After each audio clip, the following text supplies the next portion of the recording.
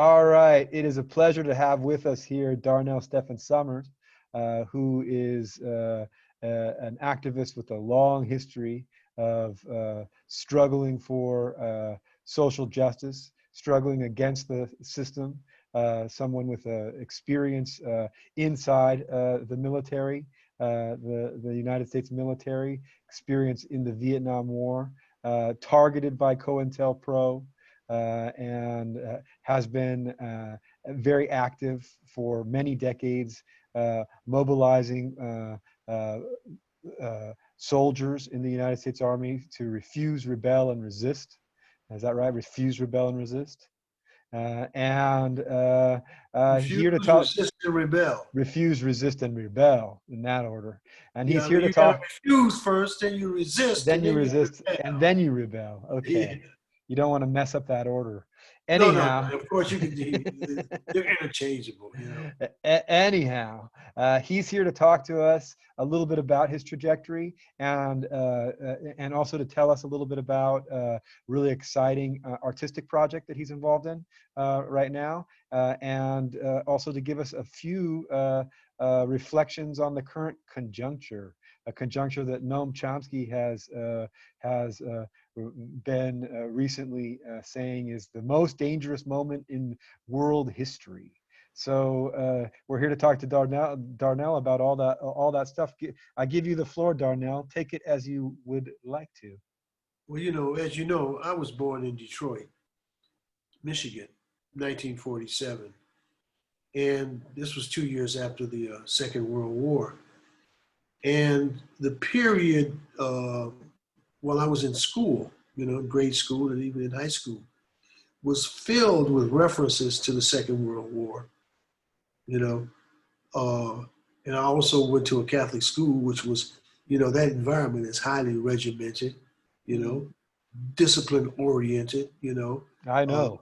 I know. result or yeah, I know you know, result oriented, and uh, my father was a strict disciplinarian. He was a kind man, but you know, he didn't say shit twice, you know. Mm, So I grew up in that kind of environment, you know. My father was a steel worker, you mm, know. My mother, fundamentally a housewife, you know. She stayed home and she did the cooking and the washing and the cleaning, you know. She did mm. all, you know, the work that women were, you know, just Yeah, through destiny. the reproductive labor, as they Yeah, call it. exactly, you know. Well, somebody had to do it. We couldn't do it, you know. I mean, me and my brother as children, but I'm just saying the role that she played. Mm, And she also played a role because we spent most of our time with our mother, mm. you know. So with that as a thought, you know, and them coming from the South, they were refugees in their own country, you know, Mm. because they fled the South to come up north because To my mother Detroit. would say, yeah, to Detroit, because my mother said she didn't want her children to grow up in the South. She didn't want them to experience that. And having said that, my experience up north, there were some of the same aspects up north as there were down south. It manifested itself sometimes in a different manner, and sometimes it was very brutal. Mm, When it came to the relationship between the black community and the police and the politicians and all of the chicanery around voting, all of that kind of stuff. mm. So what I'm saying is that you know, and a friend of mine, Dave Blaylock, said, we're in a movie, and it's called Goodbye GI, and he said, you know, all my life has been filled with war, all of Mm. it, and of course, if his was consumed with war, so was mine, and the rest of the world. In fact, there's always been a war going on. So when I came of age and through the experiences of grade school and high school and the civil rights movement and Malcolm X, you know, and Stokely Carmichael, you Mm. know, Lenin, Marx, Mao Zedong, you know, all those names being bandied about, you know, people discussing things and, you know, and being inspired, you know, by the atmosphere. If you grow up in an industrial center, then certain things come into play, and certainly they had an effect on me. And there were people fighting, fighting on the factory floor, striking. And all these terms were clear to me, Now, that's not to say everybody, had the same effect on everyone, but they had an effect on me. So my father, as I said, was a strict disciplinarian, and it got to the point. I was in college, and it got to the point where my father, essentially said, "It's my way or the highway." I chose the highway, and the best way to get out of there, I had spoken with a friend of mine, and we were supposed to go to the Army on the buddy plan, and the reason was not because I was patriotic, I wanted to check out what was going on. In a certain sense, I wanted to see firsthand Vietnam, But once I got into the military, but I'm jumping the gun a little bit, but my father, like I said, he said, it's my way or the highway. And I wasn't really enthralled with school. I saw it as, fundamentally, I thought I was a little ahead of where they were, except for the fact that I took a class called Ecology 101, and it was one of the first programs in the country, if not the first, and I was interested in that. But there were some other things going on, and I just had to move, Yeah. And I think the combination, and of course, I had a girlfriend, and she broke up the relationship. So, my mind was in a spin, and had to get out of town. Yeah. Listen, my world wasn't big enough. Detroit wasn't big enough for me, her, and her new boyfriend. Yeah. So a combination of all of those things, I saw the military, as an option, not to display my patriotism, but rather to catch the first thing smoking out of Detroit. And that's what I did, And the person, one of my good friends, Michael Bradley, who is now deceased, we had talked about going on a buddy plan, but he backed out at the last minute, and got drafted he got drafted, and ended up in Vietnam just like me. But anyway, so I went to the military, and my orientation was left to begin with, and I was at demonstrations before I even went to the Army. I was at anti-war demonstrations. That was my orientation, and I saw films about the mistreatment of the Vietnamese prisoners, how they were brutally mistreating them, and I could see that this treatment was, pretty much tantamount to the treatment that Black people were receiving in America. You see the police, setting the dogs on people because they're fighting for their so-called civil rights, and you could see the parallel, that this country, the most powerful, the richest country on the face of the planet, is just taking what they want, and everybody has to do their bidding or they get crushed, So I could see that. That was clear to me, and of course, along with that, you had people like Muhammad Ali. Yeah, that's what I was going to say. Yeah, refusing to go to the military. Yeah. When he refused, I was already in the military. so these discussions are going on. Even though I'm in and I joined, I defended him, and other soldiers defended him too. And so there were these big debates in the barracks, and lines were being drawn, right there in the barracks about different things. You could see that there was a good old boys network operating too.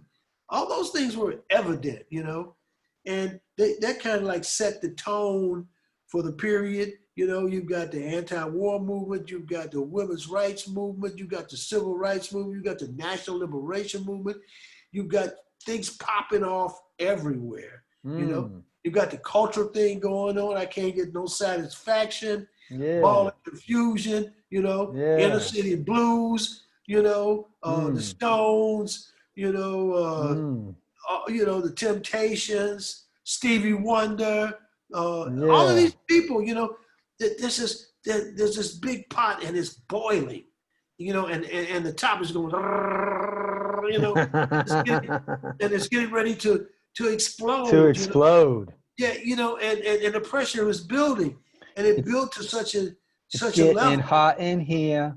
Yeah, right. It's getting hot, you know, that it affected me and other people. People came to the military with a certain orientation.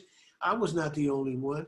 And these Mm, people gravitated towards each other, you know, mm. and just like the other side, the side that was, super patriotic, wanted to kill everything that moved, all those people, you know, everybody had their pole, Mm. and so it was in this environment that I was moving, and yeah. So to make a very long story short, to get to the heart of the issue, I eventually was press ganged, forced to volunteer to go to Vietnam, and I had been.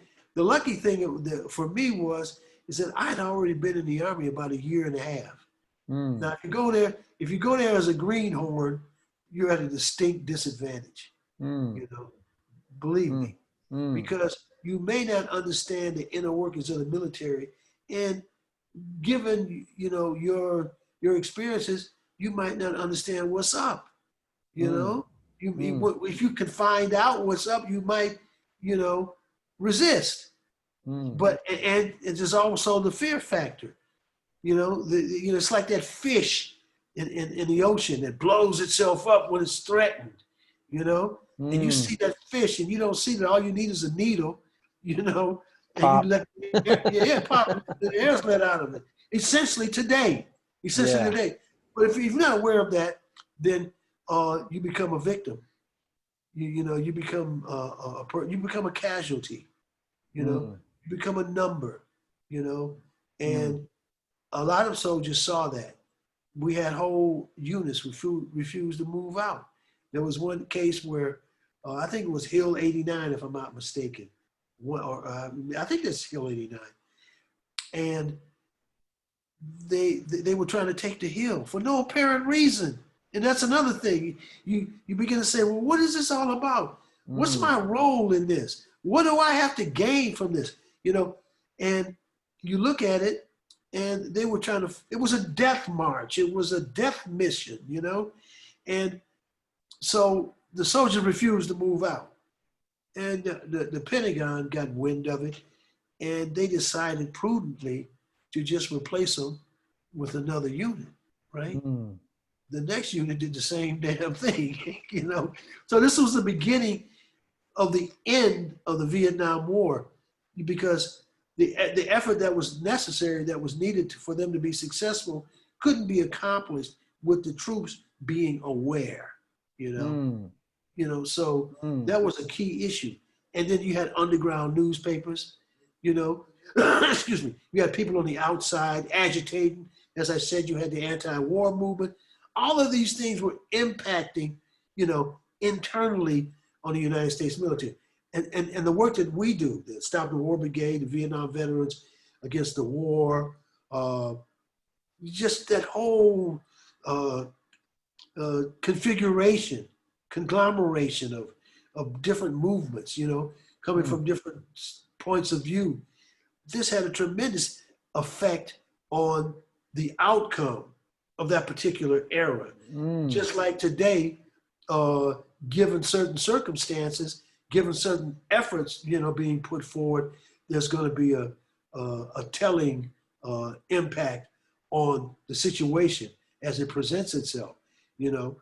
And Mm. so I went to Vietnam, and I had heard, we had even before I went there, I was stationed in Washington, and even before I went there was a sergeant. I'll never forget it. And unfortunately, he was Latino, and he had fingers of the Vietnamese, of the so-called Viet Cong, the National Liberation Front. He had souvenirs. And it got to the point, I didn't see him. I didn't want to see him.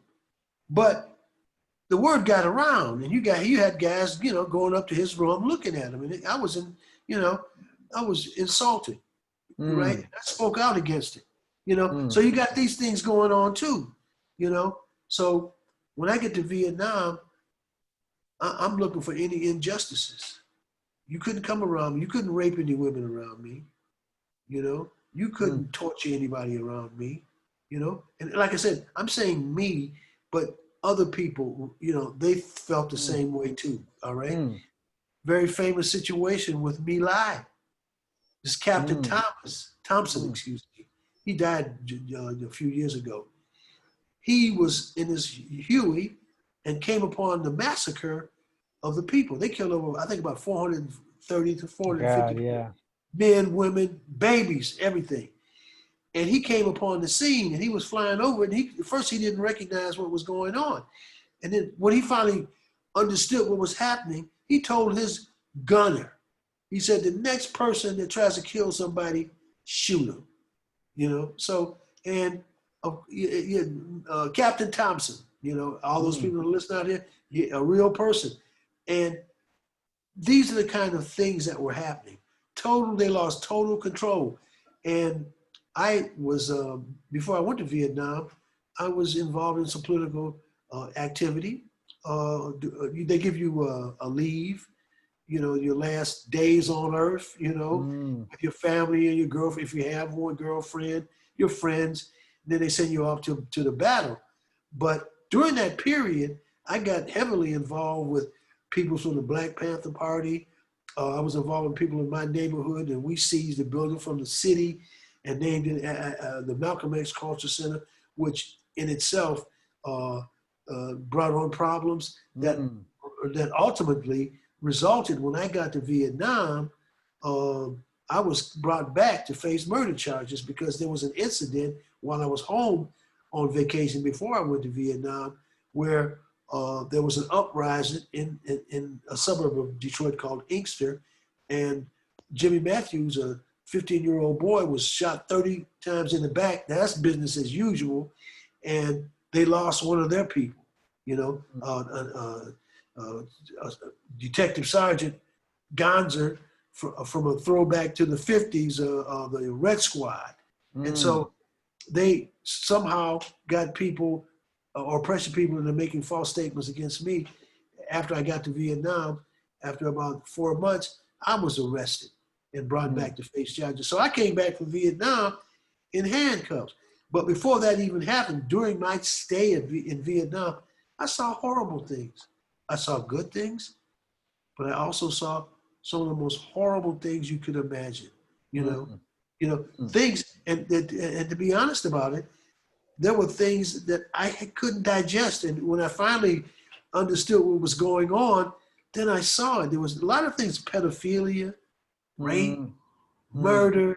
You know, two soldiers in our company just arbitrarily killed a man who was tending his fields, just Yeah. shot him down. Privates English and Ritter, I'll name them, and I testified against them. You know, Mm. I testified against those guys, and everybody was surprised. Yeah, they were surprised. They Mm. were just, you know, one of them came in the shower one day and was complaining to me. Yeah, Summers, this is messed up. They've got me locked up or confined to the company area because I shot this gook. And I just listened to it. I wrote a piece about it too, you Mm. know, and I just listened to him. And the next morning, or that night actually, I went to the other predominantly black soldiers. I said, look, what's going on here? You know, why are these guys being allowed just to walk around the company area, murderers, you know, killing people wantonly, you know, gratuitous violence. And they knew about it, but it took someone to say something and stand up. Mm. The next morning, we went to the company commander and we said, you know, they need to be locked up. We're not responsible for their safety if they're not. And he locked them up in the company Mm. area. You Mm. know, so there was a lot to go along with it, but those are the kind of things that were happening. There was no one, I don't care if you pushed a pencil, you drove a tank, flew an airplane, whatever you did, you know, contributed, you know, to the execution, the prosecution of this of this war, whether he was sitting in the Pentagon, in, some nice little chair, or some air-conditioned office or whatever. All of those things, the sum of all of those things, help to prosecute the war, the genocide against the Vietnamese people, and actually the people of Southeast Asia. So I experienced all of that. And as I said, I was extradited back to the States. I was in the stockade in jail in Vietnam. I'll tell you, it's no picnic to be in a confinement facility in a war zone.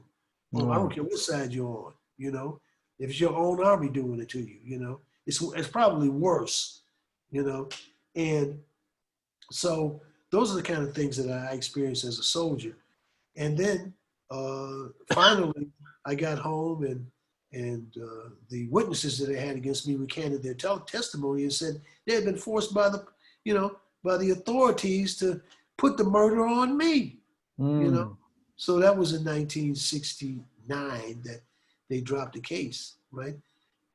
Ultimately, I had to serve about 13 and a half months, 408 days to be exact. And when I was through with this, I was convicted of conspiracy to commit felonious assault and conspiracy to do damage to police property. This is what they hung on me. And after I served out that minimum sentence of the 408 days, the day that I got out of prison, the MPs were there, and they brought me. It was unusual. And that's another long story, but I was back on active duty, right? Right on. And the Supreme Court had made a decision, had made a finding that I couldn't be punished twice. I'd already been punished once, so they couldn't do it again because of double jeopardy. And my case was probably the first one. And so I was back in the Army, and then ultimately I went out to Colorado and became chairman of the Post-Racial Harmony Council out there, which was dubbed by Colonel Robert Heinlein. He wrote a piece for the Army Times called "The Collapse of the United States Military," and he called this organization, which I was the chairman of, a Soviet. So that says it all about my military experiences. Now, people can go on the internet and check out particular things that I'm involved in the anti-war movement. I was in the anti-war before the war, during the war, and after the war, and I'm still involved in it. And that's one key component in us freeing ourselves from these beasts, to be able to, neutralize, their military. They hate that. They hate that. Their enforcement arm. They look around, they look for their arm, and it's amputated. Well, it's not what they think it is. Those situations, that possibility, that potential is there, and people should not underestimate it. And it cannot be underestimated. If humanity is going to stand a chance to survive, something like the implosion of the United States military is a prerequisite. Exactly. Yeah. We to stop the war, we have people from all armies. People who have signed our petition, signed our call. One interesting thing I'm very proud of, and I think the person is dead now, I'm certain of it, our oldest person to sign our call for the founding of the Stop the War Brigade, he was in the Spanish Civil War. Yeah, right. If you go to our site, Stop the War Brigade, you'll see a call, and you see some of the people who signed. And he was in the Abraham Lincoln Brigade. Right on. In fact, I had met some people. A righteous legacy. Yeah, exactly. So we don't discriminate. We take them from all armies, from all eras, and it's very important to contact people. And you can also give the older veterans, like myself now, I've grown older in this work, a chance to contribute. No one's too old not to contribute, to spread the message. To spread the message of refuse, rebel, and resist, or refuse, resist, and rebel. You see, but I'm going to end that particular aspect right now. But one thing that surprised me about the United States military is how little it changed. They Mm, still try the same old methods, mm, the same methods that are destined for failure because they're an imperialist army, mm, you know, and they have to whip their troops into shape in a particular way. They have to lie to them. They have to miseducate them, you know. They have to pump them up with patriotic nonsense. propaganda. Yeah, exactly, you know. So as long as those are your methods, once you're found out, you know, that weakens your position. Mm-hmm. And we'll take advantage of that. Mm, mm. So, Right on. Very, very powerful stuff, Darnell. So maybe you could tell us a little bit about your current artistic project and how you see the artistic side of your activities as speaking to, in particular, the current conjuncture. well, you know, it goes back to my experience in the anti-war movement, actually, because what we tried to do there is we would interview soldiers. You Mm, know, if you go to the internet, you can see the work that we've done. yeah. You'll see us interviewing soldiers, and also we would use music. So we would incorporate all the artistic stuff, whether it was people drawing, painting, rapping, writing poems, all those things, you know, were part of the package. We were confronting them on many different fronts. So I got into making film, you know, partly as a result of that. I mean, being involved in the mechanics of that and Mm, trying to portray what was going yeah. on and Yeah. have the people tell their story. So But I became, you got some artistic influence in your blood, no, your brother. Got yeah, some. Bill Summers, you know, he helped write the music for Roots, The Color Purple, Yeah. and I think he's over So 500 recordings. 500, But yeah. yeah, So the artistic side comes natural to you. well, well, natural. Well, we all hear the birds sing, you Right know. on, but Yeah, you took up the camera as yeah, part of right. your Well, you know, I'm part of the first television generation, you yeah. know. So I got my fill of old movies, black and white for the most part. And if you pay any attention, you might there might be a certain genre that you might like. Like I'm a film noir guy. I Mm, like the approach. You know, mm, I always liked it. I'm comfortable watching black and white movies mm, to this mm, very day. And so, having watched so much television and having watched so many classic movies and having watched so many bad movies and so many good movies and some many movies that lay in between, you know, mm. you get a feel. You know, what I would say is that people are going to either make good movies or bad movies. You know what I mean? Yeah. Everybody's got the ability to uh, have a vision about something visual they want to present. All right, based upon their experience. And all I'm saying is that it was a natural thing for me, given the opportunity, you know, and the need, the necessity for that. And it was, oh, we need a movie. Oh yeah, you know, I think I could. Yeah, I remember this and I remember that. You know, all those different things. You know, so it's nothing mystical. It's something that grows out of your experience. You know, Mm, and mm, and as a member of the first television generation, I've had a great deal of experience because a mm, lot of times it was the babysitter. mm. Y'all go watch television now. You know, they even started making TV dinners. You know what I'm saying? Yeah, You know, yeah. yeah, Yeah, all of yeah. that. So I went through that, and so now, yes, I've done several movies, and I've been in front and behind the camera, which is also another added advantage. You know, to see other people work Mm, professionally and mm, on the amateur level, it doesn't matter. And so I'm involved in a project right now called No End in Sight. My mm, first movie was called Street of Dreams, and it is a movie depicting the story of a street in a black neighborhood over a period of time and the legend of it, you know. mm, And it was at the uh, Edinburgh International Film Festival, at the Mm. Cork International Film Festival in Ireland. It was at the Berlinale here in Berlin, and it was in Finland, and in people's living rooms. Right You know, on. I even had, I heard when I was here living in Germany, that people in Inkster, where the movie was filmed, they were making copies of it and Mm. selling it. Well, that's the greatest compliment. You know? Of course. Yeah, Of go course. sell it, go right ahead, make it, copy it, get it out there. Get it out there. Yeah. Yeah, and so that was a good thing, and so people appreciated it.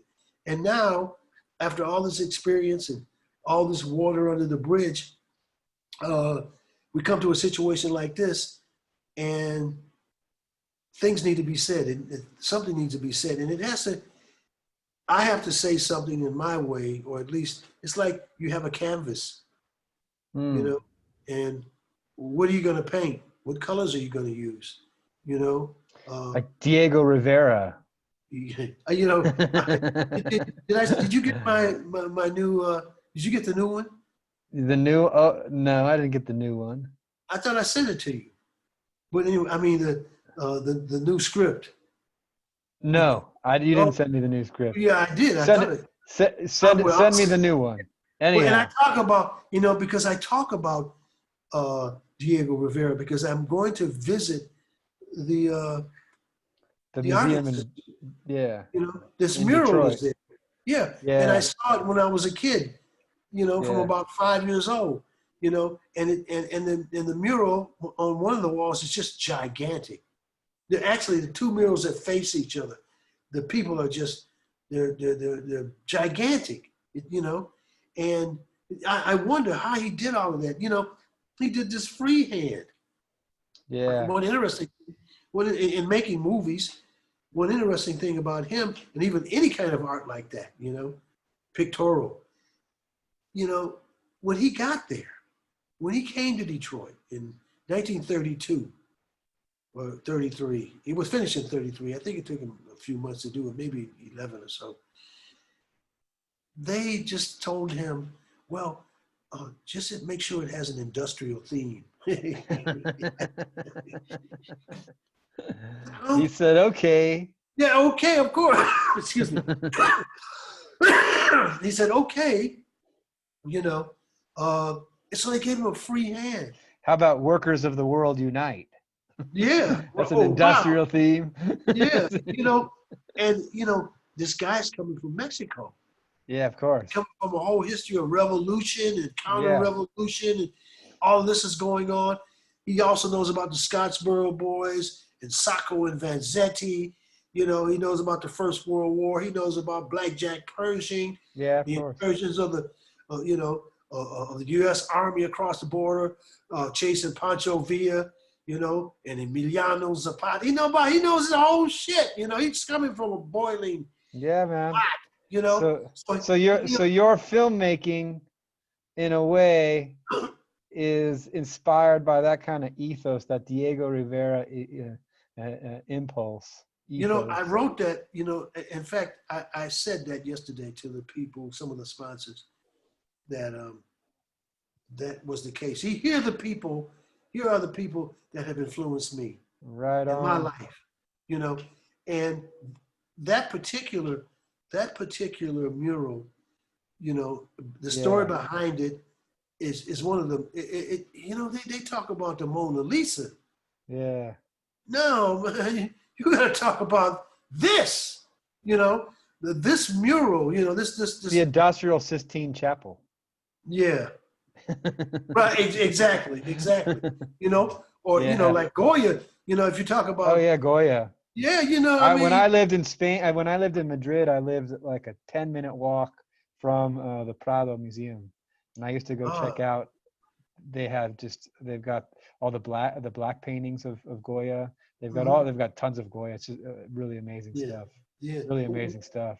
The social criticism through the pictorial art. I mean, that's something that I think I think that you definitely embody that ethos, and I feel quite honored to be one of the characters in your murals.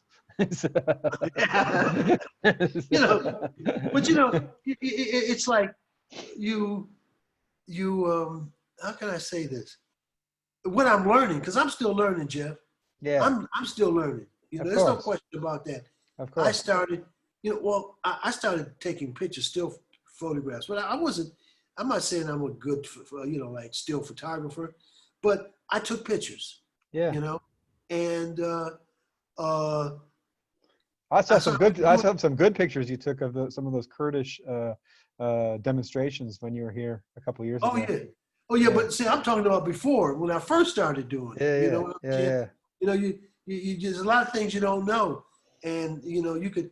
One thing I did learn that I should have done in the beginning, just put it on automatic. You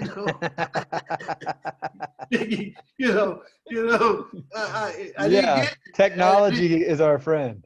yeah, yeah, exactly. Because you know, and I'm giving people some advice. You know, because it's going to do certain things for you, but then you're going to want to deviate from that, Hmm. and then you learn how to not have you put it on manual. You know, Yeah, and yeah. so you won't have so many messed up pictures. You know, you So, know, but yeah. tell us a little bit about what the project that you're working on right now and how it relates to the current conjuncture. Because you're just Well, getting ready to go out to Detroit in a couple weeks from now, no? well, though I don't talk too much about my movements. You know, I mean, when and where. I mean, of course, it's soon. Yeah. And well, we have a situation, and as I said, my project, my film is called No End in Sight. You know, where are we going? You Mm, know, if you don't know where you're going, you don't see the light at the end of the tunnel. mm. You can't see it because you don't know where you're at. You know, I don't mean it in a negative or pessimistic way. I just mean that we see a darkness. You see a dark cloud forming. You know, I put it and this way: it's either we find the light at the end of the tunnel, or we're moving towards the tunnel at the end of the light. oh, exactly, exactly my sentiments. Yeah. And so, you know, we have a situation where there's some things that no one anticipated. Mm. Uh, no one, you see, but a system that would have someone like Donald Trump at the head of it is a system that needs to be thrown into the trash can of history. Mm. You The know, dustbin. yeah, the dustbin. You know, because if that's the end result, and this seems to be the end of something, Mm. most definitely. This is what Mm. you produced. This is what you've conjured up in your efforts. You were based on slavery. You were founded on slavery. Slave masters, initiated all of this, fighting other slave masters who Mm. went on to colonize the whole planet, literally. Uh, the sun never sets on the British Empire, guys. Mm. You know, Mm. that whole construct, you Yeah. know. Yeah. And Yeah. in the end, this is where we are, with a buffoon, you know. From slavery to genocide to ecological catastrophe Exactly, and and nuclear holocaust if we're not careful. careful, so my task, as I see it, is to tell it like it is. Let the people tell their story. Yeah, I want to know what people are thinking. What is it? You know what I always thought. I thought if we could marshal the intelligence of the whole planet, we would make that great leap. You Mm. know, too The much. collective intelligence of the Yeah, of the exactly. people Yeah, of the right. We missed that opportunity. We spend trillions of dollars looking for intelligence on other planets. Venus. Venus. Yeah, They're telling us that they were always wrong looking at Mars. It's Venus, is what they're yeah, telling us now. yeah. But Venus is a place. What about the intelligence here on Earth? Exactly. Exactly, exactly. And but it's like that's a contradiction. That's a serious contradiction that people don't consider that. Mm. That people don't have the wherewithal to understand, that Yeah. And so contradiction. you trying to capture some of that people's intelligence on the camera. Exactly. Yeah. You Well, it's a the good moment. It's a good moment to really be on the ground in the United States because it's really heating up. It's well, really heating up. well, let me be honest here. When I found out there was going to be a possibility for me to go, I thought that there would be a weight that would be lifted off my shoulders, because trying to get in a position to get there, all the things that are necessary to get there, you know, if you don't have help, it doesn't happen. Yeah. But once that seemed to happen, and I realized that, well, yeah, 99% this is going to happen, then another weight came on my shoulders. Great responsibility. Exactly. You got to Exactly. make that mural now. You can't say, Yeah, "Oh, yeah, I coulda, shoulda, exactly. woulda." Yeah, exactly. Exactly. And being at Cambridge, was a great uh, open theater class. Oh yeah, man. That You know, was you, memorable times a couple you know, years ago you got to during the capture strike. the moment. Yeah, you got Yeah. to capture the moment. And there's so many things happening. There's so many things going on, and there's so many technical things also happening. You're tired. Sometimes I was tired. Of course. I'm not whining here. I'm not whining. I was marching you around. I was Yeah, marching man. you around, man. Jesus Using the Christ. fact that I too have that military background, having been raised by a Marine. So I was Right. marching you, and I could see that you could do it. I knew that you weren't Yeah. going to fall. Yeah. I'm not gonna fall. I'd You know. marched my father. I Yeah. marched my father across the north of Spain in an act Yeah. of reconciliation slash revenge. Uh, a couple years prior. So, Yeah. What, I'm good at marching the old guys around. what we're gonna do is that piece is gonna come out on its own here shortly, Right uh, on, right and on. people saw it. I mean, initially, and it frightened some people. Some people, It, oh, it frightened some people around here too, man. yeah, that's what I'm talking about. Well, what's going on here? And Yeah. what they don't understand, some of this shit is spontaneous. Oh The yeah. spontaneity of the situation. You know, we didn't make that up. You Nope. know, Nope. yeah. I mean, you know what I mean. This is gushing forward out. And some people don't have their pulse. You know, on the actual situation. You Yeah. know, you Yeah. know, and so they miss things. So when they see the throbbing, the pulse, they don't get it. You know what I mean? It's That's right. threatening. You That's right. know, That's right. and we didn't conjure that up. This is No. something that where there's oppression, there's resistance. That's right. We can't suppress that. We can't That's right. suppress it. That's right. It's gonna bust out. So you're going to get to capture some of that on the streets in Detroit at this crucial juncture, which is excellent. You know, there again, this guy Trump is clinging to power. It reminds me of a cartoon. There was a cartoon that came every Sunday in the newspapers all across America, and it was called The Wizard of Id. You Mm. remember that? No. Well, Tell check us. it. You can go to the internet and check it out. The Wizard of Id.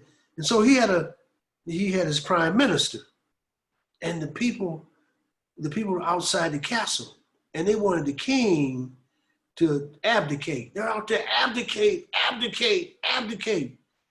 And so the prime minister comes into the drawing room and says to the king, the people want you to abdicate. He said, abdicate. Then he kind of like snuck into an anteroom where he had the library, and he looked up the word abdicate, and he said, "Oh yeah, I have to step down." Then he went back out to the prime minister. He said, "Abdicate." Oh, they probably don't even know what that means. Forget it. you know, so what? Yeah, Here we yeah, are.